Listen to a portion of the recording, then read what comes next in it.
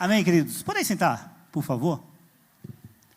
Lamento desapontar a irmã, mas o Tiago é nosso e ele tocou, eu acho que ele tocou com o pé direito no culto dos homens, né? Ele começou, estreou, a estreia dele foi no culto dos homens. Eu acho que não tinha um lugar melhor do que no culto dos homens, né? Poderia ter sido no culto das mulheres, mas foi no culto dos homens. Obrigado, Tiagão. Fez grande diferença para a gente nesse dia. Queridos, nós estamos com um tema falando sobre gratidão. E eu queria começar aqui, se fosse em um outro mundo, se fosse uma palestra, em outra coisa, seria com o pé no peito. Mas eu quero começar com uma frase que Deus não precisa da sua gratidão. Fale para o irmão que está ao seu lado, Deus não precisa da sua gratidão. Deus não precisa da minha gratidão. Para tudo que fizer, busque o entendimento. Eu amo essa frase. E, alguns anos atrás, eu estive na Bahia, isso há muitos anos atrás, talvez 10 anos, 12 anos, e foi bem interessante que, acho que foi uma das primeiras vezes que eu fui de carro lá para a Bahia, com a Elisângela, com a família. E eu lembro que meu primo tinha passado na casa da minha mãe uma semana antes, e ele perguntou, Carlos, vem que dia, tia? Aí minha mãe falou a data que eu ia chegar, e ele falou, não, que eu vim aqui rapidinho comprar uma tinta para pintar a casa, para quando ele chegar. Eu acho que essa foi uma das coisas assim, não é uma homenagem, me fugiu a palavra agora, mas algo que alguém fez para mim, que eu achei maravilhoso. Eu falei, a pessoa vai pintar a casa para me receber. E eu quero que você grave nessa noite, para tudo que fizer, busque o entendimento.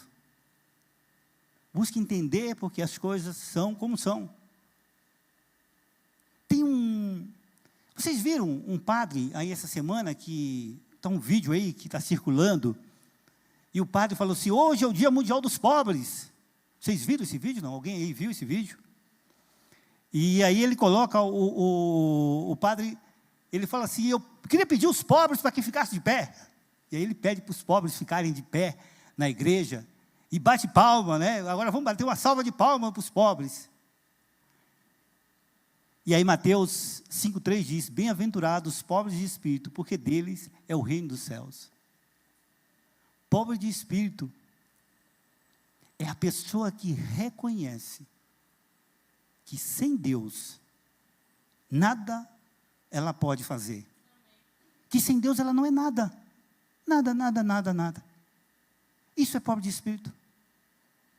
Aí a pessoa pega, tira do contexto. Por muitas vezes nós ouvimos essa passagem de pobre, e aqui eu vi o saudoso pastor Russell Shedd explicando isso. Se vocês procurarem no YouTube, você vai encontrar, pastor Russell Shedd explicando a respeito da palavra pobre de espírito, o significado dessa palavra, e aí ele pega isso fora de contexto, e fala que as pessoas pobres são bem-aventuradas.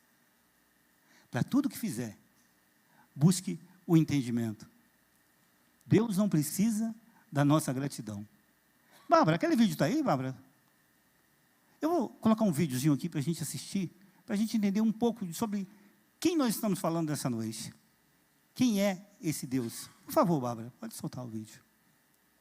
A gente está do lado de um Sol com 5.500 graus Celsius na sua superfície. O universo é 2,7 Kelvin. Um gelo gelado é um freezer e o Sol é uma fornalha ardente. A Terra parada, se ela tivesse parada, o que aconteceria? A um lado da Terra ia ficar batendo sol 100% do tempo e ia ficar inabitável. Torraria de quente. A temperatura chegaria lá em 600, 700, 800, não lembro mais, já fizeram a estimativa. O outro lado congelaria. A Terra tem que virar, certo? Sim. Se ela virasse muito rápido, o que aconteceria? Não sei. A gente teria o que acontece com a Terra. Uns 24 horas que ela gira, durante o tempo em que ela está no frio do universo, ela esfria. Durante o tempo que ela está virada para o quente do Sol, ela esquenta. Então nós temos noites frias e dias quentes, noites frias e dias quentes, certinho, 24 horas certinho. Se a Terra girasse mais rápido ou girasse mais lento, a vida da Terra, como nós conhecemos, estaria extinta. A Lua inclina a Terra em 23,5 graus.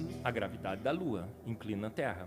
E aí a Terra, agora, no seu movimento de translação ao redor do Sol, por ela estar inclinada em 23 graus, nós temos as 4 estações, primavera, verão, outono e inverno. Pode crer. E toda a Terra é habitável. Se não tivesse a Lua, a Terra provavelmente teria um ângulo fixo, provavelmente paralelo ao Sol, que a maioria dos planetas, né, é paralelo. E o que aconteceria? Se tivesse vida só Em algumas regiões seria muito habitáveis. próximo do Equador. Entendi. Então nós temos na Lua, olha, a gente tem as marés. A Lua é que causa maré. Sim. Imagina se a Lua estivesse mais próximo da Terra. O que aconteceria com as marés? Você iria na praia, Monarca? Teria uma tsunami de manhã, uma tsunami reversa à noite. Seria uma loucura. Tinha morar nas montanhas. É uma marezinha pequenininha, né? Vai para frente, para trás. A Lua cria as correntes marítimas. A Lua estabiliza o tempo de rotação da Terra. Ela inclina a Terra em 24 graus e meio. Ou seja, ela é essencial para a vida como a gente conhece sem hoje. Lua não tem vida. E agora, a eclipse é um luxo. Eu digo, é um show. Depois de fazer tudo isso A cereja com a Lua, do bolo, né? a cereja do bolo. Eu brinco, eu digo que Deus é exibido e exagerado. E um pouco bem-humorado, porque ele tira uma de vez em quando, né? Pode criar direto, com a minha vida direto. A Bíblia fala assim, né? O Monark, quando ele vê as pessoas que não creem nele, os céticos que ainda até ironizam sobre Deus, o que Deus faz? Deus é aquele cara mau que permitiu Ele ri, a Bíblia diz que ele ri. Entendi. E desse cara? Desse cara. Ele ri, ele fala, pô, cara, o cara não crê em mim, olha só, que coisa. Mas, ó... Amém, queridos? Eu fiquei apaixonado porque meu irmão pintou a casa, meu primo pintou a casa para me receber. E como eu deveria me sentir ao ver que Deus criou tudo isso para que eu pudesse existir e pudesse ter conforto. Eu fico arrepiado quando alguém diz assim, eu não sou nada, sou servo, sou apenas servo, não sou nada. Uma falsa humildade, né? Aí Deus manda o melhor que Ele tem para morrer na cruz por nada. Será o que não falta para a gente? É um pouquinho de entendimento que diante do universo nós não somos nada, que se eu cair aqui de mau jeito, eu posso perder minha vida, e eu sou frágil, mas isso não diz que eu sou insignificante? Para tudo que a gente fizer, busque o entendimento. Há um tempo atrás eu trouxe uma palavra, Deus me deu uma palavra, e eu compartilhei com os irmãos, e a frase era, a gratidão precede o milagre. Quem estava aqui? Quem lembra dessa frase? Opa, amém, bastante gente lembra. A gratidão precede o milagre, e a murmuração, a morte no deserto. A gratidão precede o milagre, e a murmuração, a morte no deserto. Estamos chegando já ao final de mais um ano. Eu estaria ótimo se a gente estivesse agora em setembro, finalzinho de setembro, outubro. Daria, né, Paulão? A gente que trabalha como autônomo, daria até ainda para acertar aí, ver se a gente conseguiria fazer um 13º. Mas vai ser 13º mesmo, vai que vai. Queridos, em Números 14, 2, todos os filhos de Israel murmuraram contra Moisés e Arão e toda a congregação, e lhe disse, antes tivesse morrido na terra do Egito, ou tivesse morrido neste deserto. Olha Deus falando a esse povo que murmuraram, Deus falando, todos os homens que viram a minha glória e os meus sinais que fiz no Egito e no deserto, e me tentaram estas vezes, não obedeceram a minha voz, não verão a terra de que seus pais jurei, daqueles que me provocaram, não verá. Todos aqueles que provocaram o Senhor, todos aqueles que murmuraram, morreram sem entrarem na terra. Números 12, 27, 28. Contaram-lhe e disseram, fomos à terra que nos enviastes, e verdadeiramente mana leite e mel. Este é o fruto, e o povo, porém, que habita nesta terra, é poderoso, e as cidades fortes e muito grandes. Números 13, 33.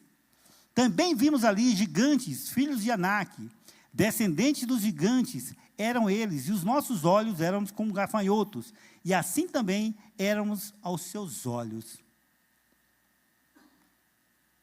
Aqueles espias, quando viram os gigantes, disse: aos seus olhos éramos como gafanhotos, e aos nossos olhos nós também sentimos que éramos gafanhotos. Como você tem se visto diante das adversidades? Como nós temos nos visto diante das adversidades?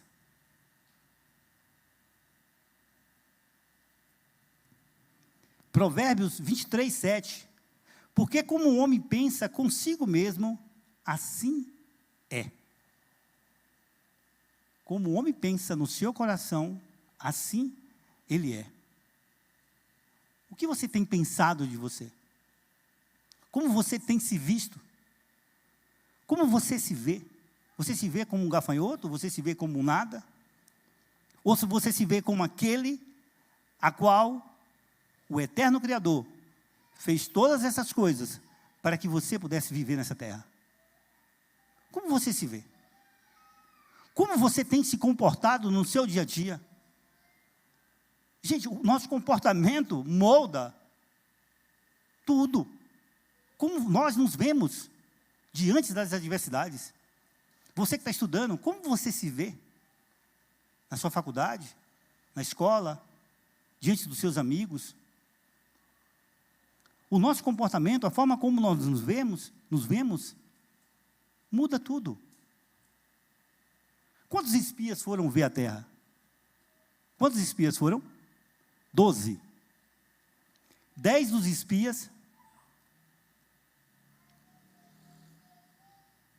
10 dos espias, e contaram e lhe disseram: fomos à terra, que nos enviastes, verdadeiramente mana leite e mel, e este é o fruto.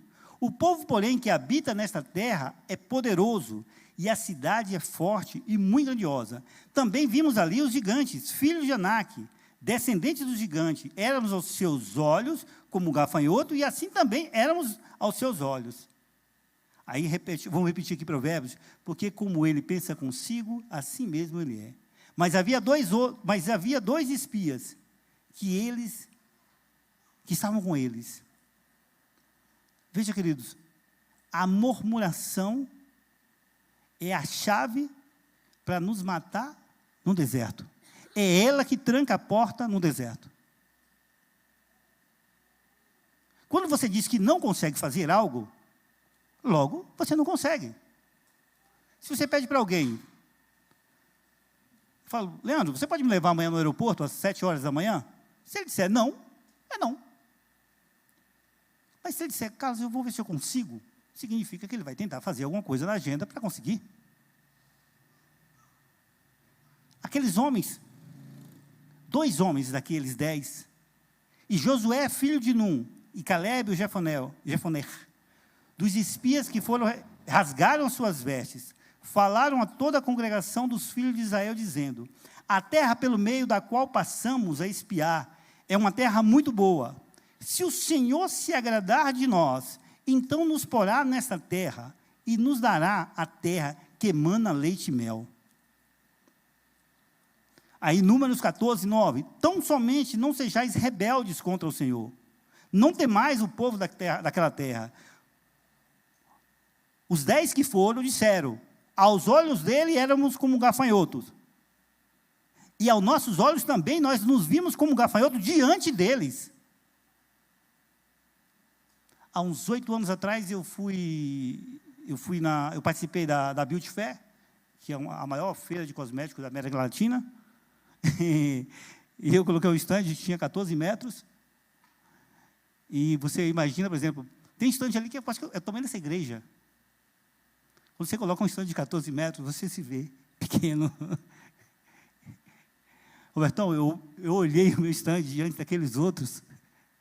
É exatamente, tem stand ali que é 120 metros, 150 metros de stand. Quando você coloca um de 14 metros, é isso aqui, é esse quadradinho aqui, é 2 tapetes desse. Aí quando você vê o seu concorrente é do tamanho dessa quadra. É assustador. É assustador. Mas olha o que Josué fala. Vou repetir aqui. Somente não sejais rebeldes contra o Senhor. Não temais desse povo, porquanto eles é nosso pão. Retirou-se deles o seu amparo, o Senhor é conosco, e não temais. Gente, Josué e Caleb disse o seguinte: eles serão para nós como pão.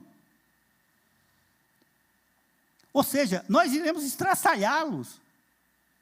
Não tem para ninguém. Nós vamos para cima. E diante das adversidades, ou você vai para cima, ou ela vem para cima de você. Quem aqui é mais jovem, e quem já foi, todos nós aqui já fomos crianças em algum momento, principalmente o Leandro, que morou onde tinha pouca luz na época. Se você estiver dentro de uma casa, não é não, João? Fala, confirma aí. Se estiver no fundo da casa, se apagar a luz e você correr para frente, meu amigo, você correu, você não volta lá mais nunca à noite. Porque quanto mais você corre, mais medo você tem de voltar. E aqueles homens falaram o quê? Eles serão para nós como pão. Não temais. Mas aqueles que murmuraram, morreram sem verem a glória. Morreram sem entrar na terra que o Senhor havia prometido. Será que nós temos murmurado em algum momento em nossas vidas? Como tem sido a sua vida? Como tem sido a nossa vida? É uma noite de nós refletimos a respeito disso. Temos murmurado? O que seria essa murmuração? Como nós temos nos comportado diante das adversidades que a vida nos propõe? Não há grandes lutas, não há grandes vitórias sem lutas. Se nós pegarmos Davi, e se Davi tivesse lutado com um anão, e ele tivesse vencido o anão, a gente não falaria de Davi e Golias. Qual o sentido que faria Davi ter vencido um rapaz de 1,60 m, e Davi era ruivo, e ele enfrentou um outro ruivo, que também lutou, que também era cuidador de ovelhas? Não faz sentido. Davi e Golias só existe a história, por quê? Porque a adversidade era muito maior que ele aos nossos olhos. E aí, falando nessa parte de Davi, que Davi enfrenta Golias, o que Davi fala a respeito de Golias? O que Davi fala quando ele vê Golias? Quem é esse incircunciso para afrontar o Deus de Israel? Eu quero aprender com vocês também nessa noite, a falar para as adversidades. Quem é você diante do meu Deus? Quem é a adversidade diante do meu Deus?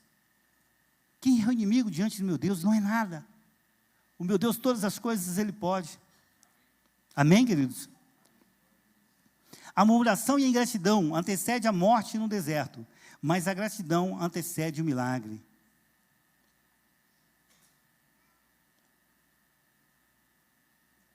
Deixa eu encontrar aqui.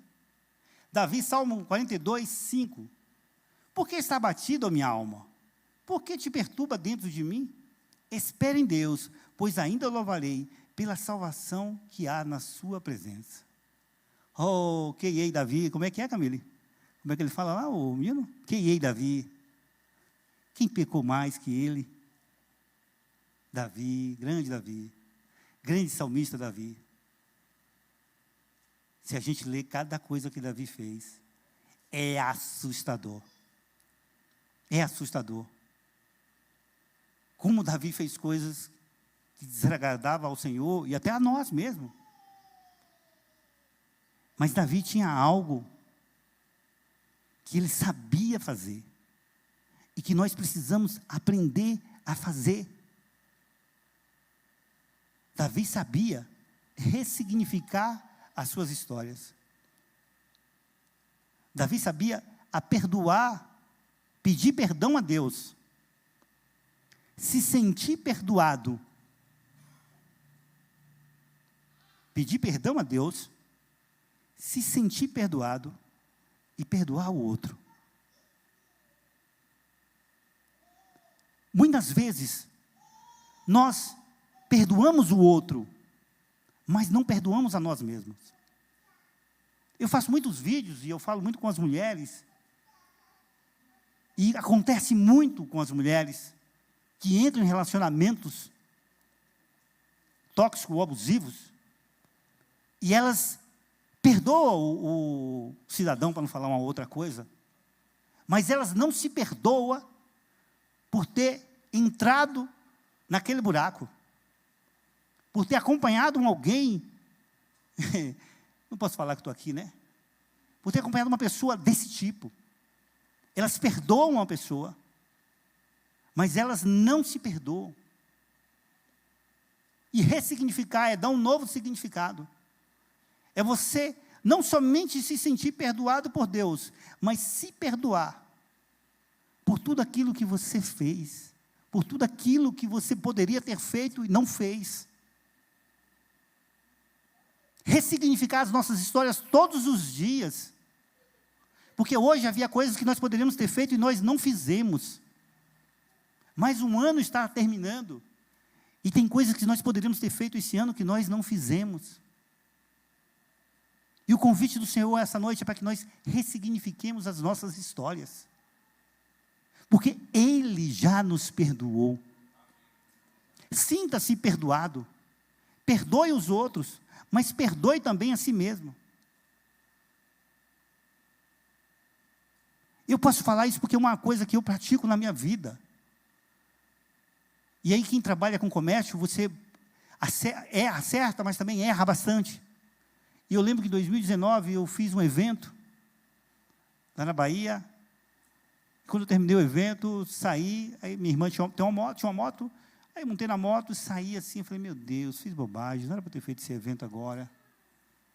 Eu não andei 1 quilômetro.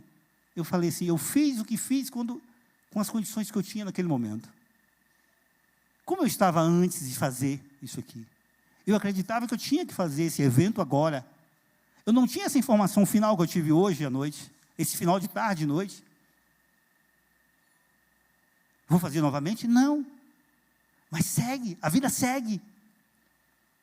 Talvez tem pessoas aqui nessa noite que estão paradas há 1 ano, há 5, há 10, há 15, 20 anos, relembrando, remoendo as mesmas coisas. Para tudo que fizer, busque entender por que você está fazendo. Perdão não é sobre amor, desculpa, perdoar não é amor. Perdão é compreensão. Eu perdoo quando compreendo o que está acontecendo. O doutor Stephen, não gosto de falar palavras em inglês, que eu já erro. Stephen Hawking, acho que sim, é o autor do livro dos 7 hábitos das pessoas altamente eficazes. Ele conta que ele estava no metrô em Londres, talvez 5 horas da manhã, alguma coisa assim, e entrou um casal, entrou um pai com 2 crianças naquele metrô, e aquelas crianças, ao entrar no metrô, estava o metrô tranquilo, aquelas crianças o pai entrou, sentou, baixou a cabeça, e aquelas crianças começaram a correr dentro do vagão do metrô, a mexer nas bolsas das pessoas que estavam lá, a se bater, sabe, começou a fazer assim um monte de coisas. E todo mundo ficou ali olhando, né? Que crianças mal educadas, como que isso pode dentro do metrô? E aí tinha um rapaz sentado junto do pai e falou assim, o senhor não está vendo o que os seus filhos estão fazendo? Aí o pai levanta a cabeça e fala assim, é que nós viemos do hospital agora, e a mãe dele morreu, e nós não estamos sabendo lidar com a situação. Meus queridos, quantos de nós, se estivéssemos nesse metrô e olhássemos para essas crianças que estavam correndo, não queríamos abraçar essas crianças? Quantos de nós, se estivéssemos nesse metrô, não ia falar com o pai, você está precisando de alguma coisa? Imagino que se a Rose estivesse lá, a Rose já ia ligar e falar assim, cancela minha agenda, eu vou ajudar aqui, o que é que você precisa? Eu vou lhe ajudar. Mudou alguma coisa nas crianças? Mudou alguma coisa no pai? O comportamento das crianças mudou? Não. O que mudou? A percepção a respeito do acontecimento? Entendimento a respeito daquilo que aconteceu. Tem pessoas que passam a vida inteira remoendo coisas sem entender.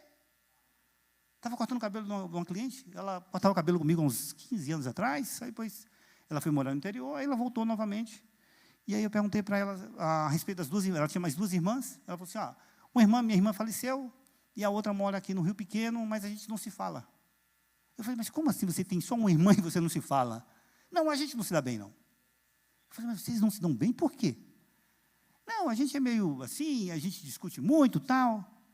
Aí eu perguntei assim, como era a relação da sua mãe com as irmãs dela? Não, elas não se falavam.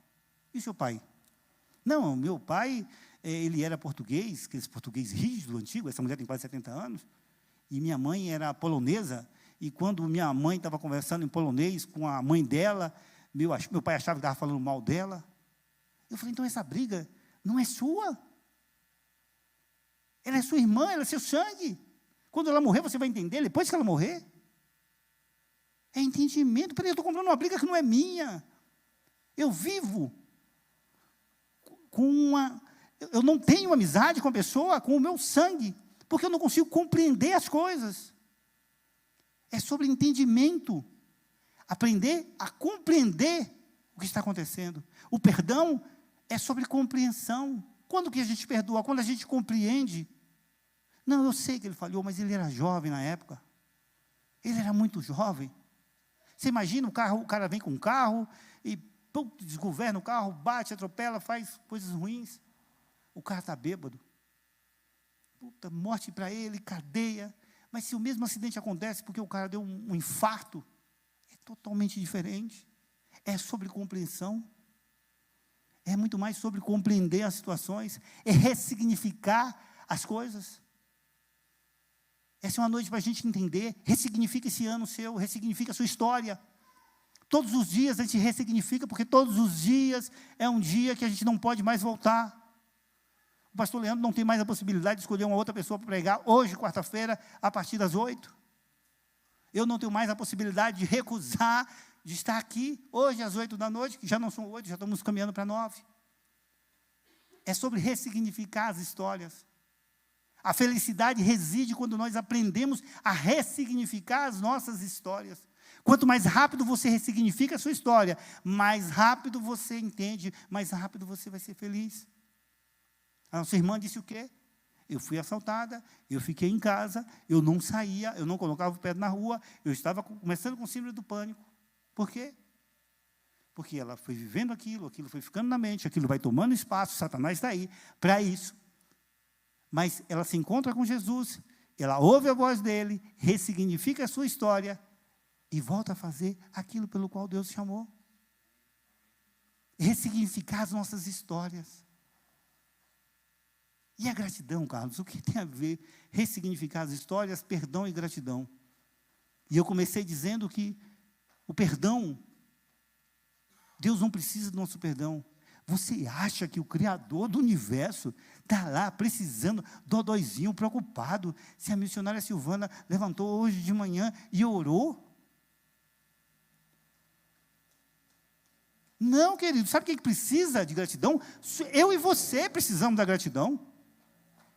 É eu e você que precisamos ser grato a Deus.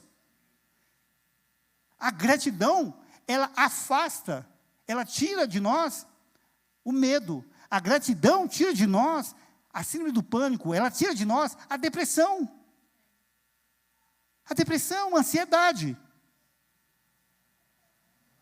Gratidão é para nós, é viver no estado de gratidão. Eu estou feliz hoje, porque a minha família está aqui. Eu estou feliz porque o Criador de todas aquelas coisas me escolheu para estar aqui nessa noite. Olha a vida que eu tenho saúde. Eu posso falar, eu posso ouvir. A idade que eu estou, ainda posso reconstruir 10 vezes tudo aquilo que eu tenho, que Deus possa me dar. A gratidão não é para Deus, é para nós.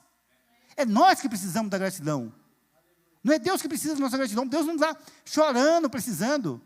A gratidão precede o milagre. Hebreus 11:1 diz: a fé é o firme fundamento das coisas que se espera e a prova de que existem coisas que não podemos ver.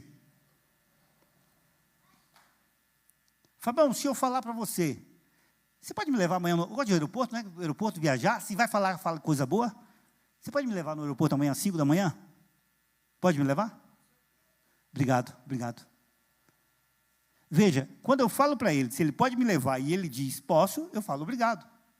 Ele não me levou, mas eu agradeço por ele falar que vai fazer. Olha que entendimento. A fé é você ver esse futuro que Deus te prometeu, você vê as coisas que Deus prometeu a você. Se é uma casa, você anda por dentro dessa casa. Você sente a alegria de estar nessa casa. E você agradece a Deus por ter essa casa. Compreendeu? Amém? A gratidão, ela vem, a fé, pelos olhos da fé, eu vejo as coisas acontecendo. Eu vejo aquilo.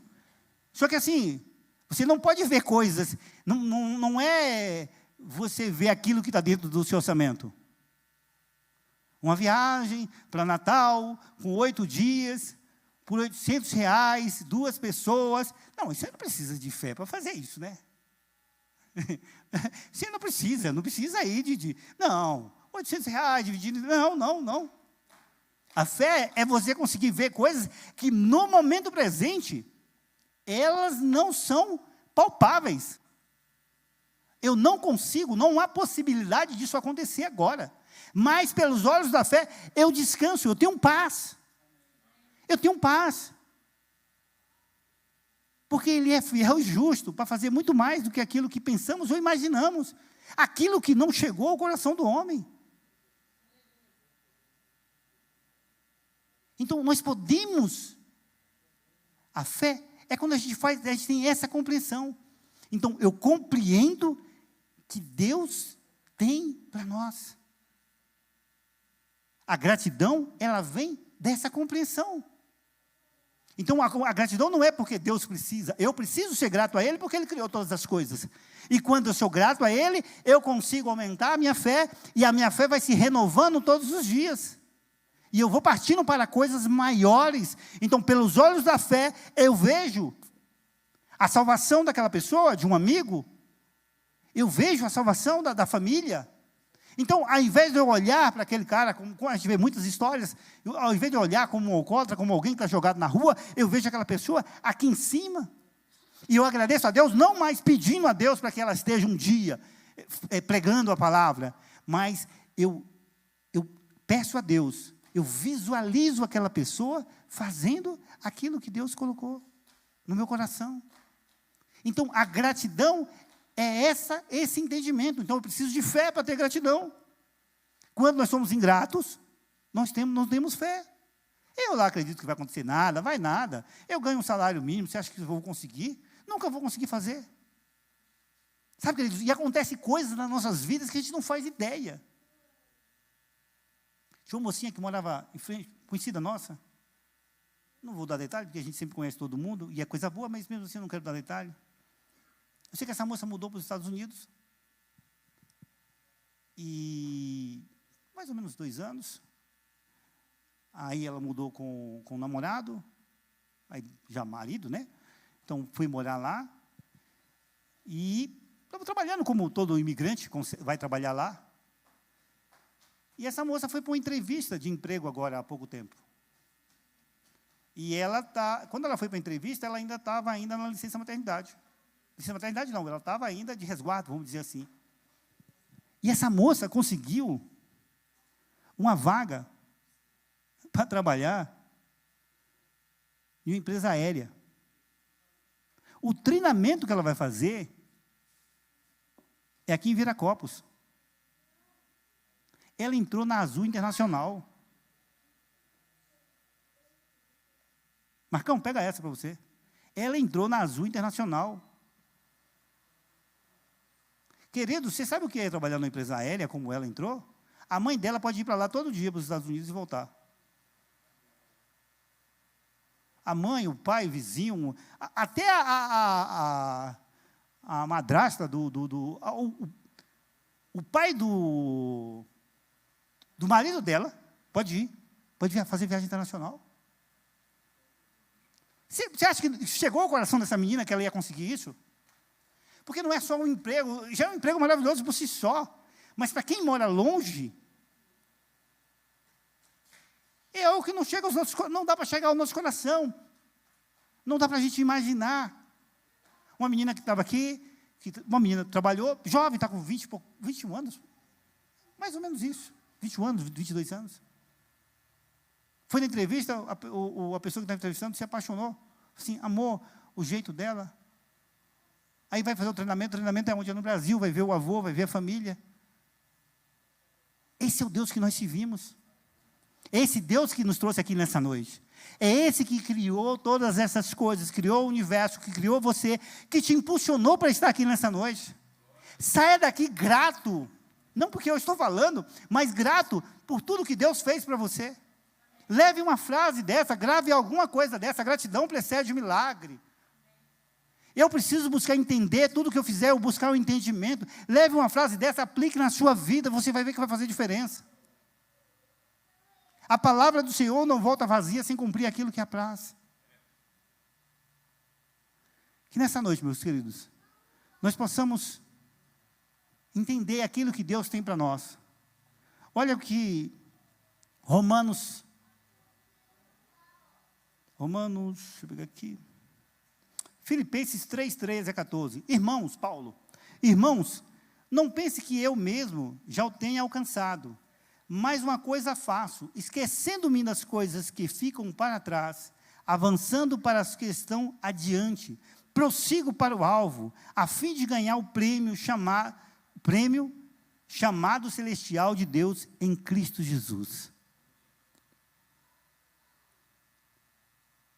Recapitulando, deixe o passado para trás, aprenda com tudo que já passou,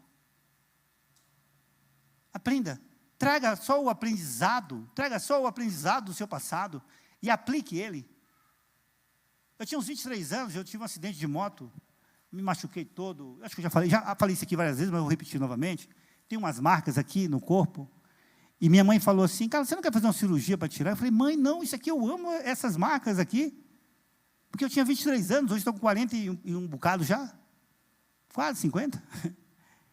E eu falei assim, mãe, eu amo essas marcas, eu não seria a mesma pessoa se eu não tivesse tido esse acidente. Quebrei tornozelo, me esbagacei quase todo, quase morro. Passei numa cerca de arame farpado assim, o pescoço, ó, a camisa ficou lá pendurada, machuquei todo. Fui para casa, situação financeira em casa terrível, terrível, terrível, terrível. Aí você vê quem são os amigos. Aí apareceu alguns primos. Aí apareceu uma pessoa que eu gosto, amo, não tem anos que eu não vejo. Eu vim para São Paulo, a gente acabou perdendo contato, hoje não tem WhatsApp, nessa época não tinha tanto WhatsApp.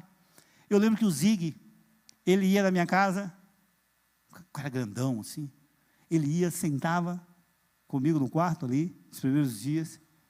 Marcão, ele ficava de manhã até meio-dia. Praticamente ele não falava uma palavra. Mas ele estava lá. Eu vou falar, meu amigo, muitas vezes é melhor você ter alguém que não fale uma palavra do que aquela pessoa que diz, não, foi a vontade de Deus que se cumpriu. Deus quis assim, ei, Deus quis assim, rapaz, está de brincadeira. É melhor você ficar quietinho. E esse amigo, ele ia lá, ficava quietinho lá comigo. É uma das pessoas que eu lembro que me visitou. E ele marcava por ele ficar lá, sentadinho. Se eu falasse, ele respondia, se eu não falasse, ele estava lá. Mas se eu precisasse, ele ajudaria. Então, nós temos vários amigos. E um acidente como esse, eu aprendi tantas coisas. Tão jovem. Aprendi tantas essas coisas.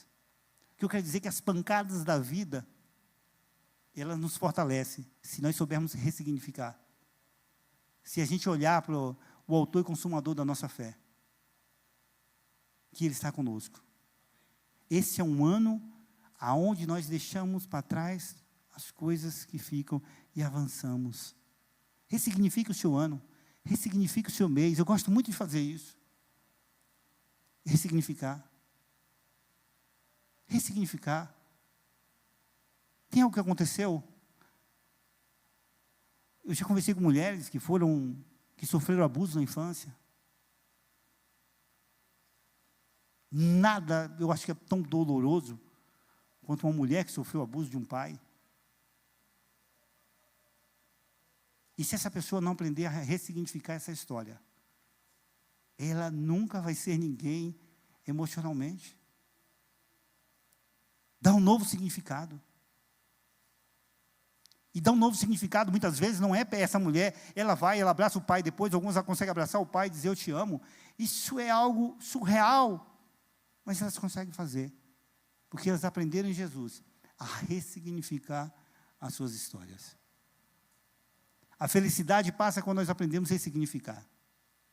Seja um sócio que te roubou, seja um cônjuge que te traiu, seja aquilo o que tenha acontecido na sua vida. Aprenda a ressignificar. Aprenda a perdoar, mas antes de perdoar, aprenda a se perdoar. Eu sei que eu errei, mas naquele momento que eu tinha de informação era aquela. Porque Jesus veio justamente para ressignificar as nossas histórias. Ele veio para quê? Para nos perdoar. Como que um cara que está preso 20, 30 anos, pegou lá, se fosse em outro país, pega até a prisão perpétua, pena de morte. Ele aceita Jesus. E ele se sente perdoado. E ele é conduzido ali, humanamente, fisicamente, para a morte, mas ele se sente perdoado. Porque ele ressignificou a sua história. Jesus veio para ressignificar as nossas histórias. Queridos, eu queria pedir para vocês ficarem de pé. Por favor. Vamos orar ao Senhor. Eu queria que você tirasse um minutinho. E se tem algo na vida que vocês gostariam de ressignificar. Seja algo que você fez por alguém. Seja algo até por alguém que já partiu. Não sei porque eu estou falando tanto sobre isso. Mas pode ser por alguém até que já partiu. E você não teve tempo para pedir perdão para essa pessoa. É o momento também de você ressignificar. De você se perdoar. Porque Satanás, ele existe e ele quer destruir as nossas vidas. Eu falo muito disso porque eu tenho uma prima que é um doce. Poucas pessoas nesse mundo são tão boas como aquela menina. E a minha tia. E essa prima viveu num ambiente que dispensa comentários aqui. E a minha tia partiu. E ela não estava em casa no dia. E ela se sente culpada, porque minha tia partiu. Minha tia tem um problema de coração. Satanás, ele quer nos destruir, colocando histórias em nossa cabeça, trazendo para nós sempre a culpa. Mas lembre que Jesus morreu para nos salvar. Jesus morreu para que a gente fosse salvo, para nos perdoar, para perdoar os nossos pecados. Deus precisa de uma igreja sã, uma igreja saudável. Uma igreja saudável, uma igreja que não fica olhando para trás, mas uma igreja que olha para frente, uma igreja que avança. Deus poderoso, Deus criador dos céus e da terra, Deus em cuja presença nós estamos nesta noite. Obrigado, Pai, por tão amor que o Senhor teve por nós. Obrigado, Pai, por este momento. Obrigado, Pai, porque nós estamos na Tua casa para Te louvar, para Te adorar, para engrandecer o Teu nome. Senhor, o Senhor nos pede nessa noite que nós ressignifiquemos as nossas histórias, que nós possamos deixar, Pai, para trás o nosso passado, que nós possamos olhar para Ti, para que nós possamos ver que em Ti nós podemos todas as coisas. Obrigado, Pai, porque o Senhor levou sobre si todas as nossas enfermidades, Pai. Nessa noite, Pai, eu quero Te pedir para cada um dos nossos irmãos que estão aqui, Pai. Leva, Pai, aos corações dele, Pai. Pai, leva o perdão, leva a gratidão, leva a compreensão.